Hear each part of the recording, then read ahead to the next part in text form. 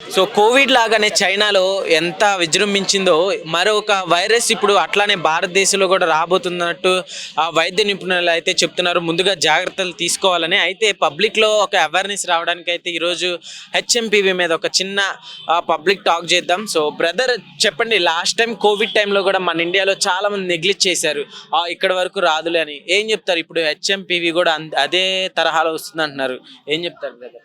Last time అంటే అది almost 5 years అవుతుంది.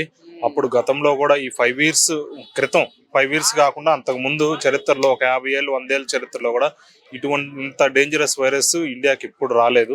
కాబట్టి దాని గురించి ఎవరు కంగారు పడలేదు. అప్పుడు రాదులే ఈ వైరస్, రాదులే ఈ కోవిడ్ ఎందుకు కొత్తగా ఉంది, ఇది ఏదో వైరస్లే అని దాని గురించి లైట్ తీసుకున్నారు. ఎప్పుడైతే ఇక్కడికి వచ్చినాక కూడా భారత్లోకి ఎంటర్ అయినాక కూడా లైట్ తీసుకున్నారు. అప్పుడు భారత్లోకి ఎంటర్ అయినాక కూడా లైట్ తీసుకొని మనం ఎప్పుడో మన మార్చిలోనే ఎప్పుడో అప్పటి నుంచే లాక్డౌన్ కొంచెం మొదలు పెట్టారు. అంతకు ముందులే కేసులు వచ్చినాయి. అంటే లైట్ తీసుకున్నారు, చాలా వరకు లైట్ తీసుకున్నారు. అంటే ఇదేం కాదులే అన్న ఉద్దేశంతో, ఇదేం కాదులే అన్న ఉద్దేశం చాలా లైట్ తీసుకున్నారు. కానీ అదొక వార్నింగ్ బెల్ లాగా ఇచ్చి ఎప్పుడైతే ఇండియాలో ఒక డెత్ కేసు అనేది మొదలైందో అప్పుడు అలర్ట్ అయ్యారు.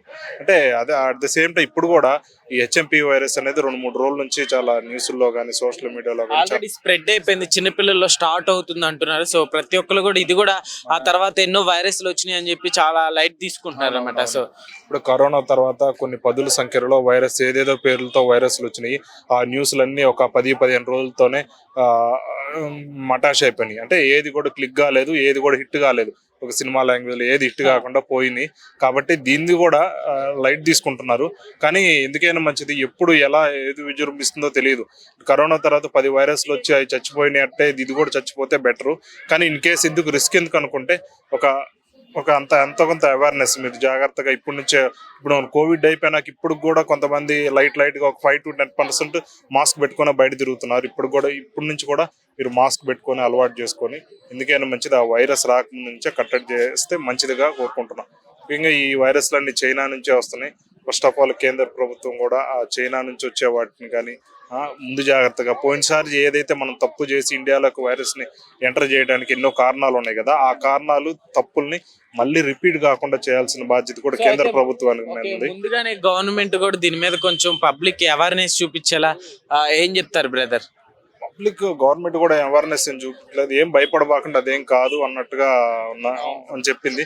అంటే ఏంటంటే ప్యానిక్ అవ్వకుండా ఒక ప్రజల్ని ఒక ధైర్యంగా ఉండండి అని చెప్పడానికి ఒక సింబాలిక్ అలా మాట చెప్పారు. కానీ మనం తీసుకునే జాగ్రత్తలు భయపడకుండా మనం తీసుకునే జాగ్రత్తలు తీసుకుంటానే ఉండాలి.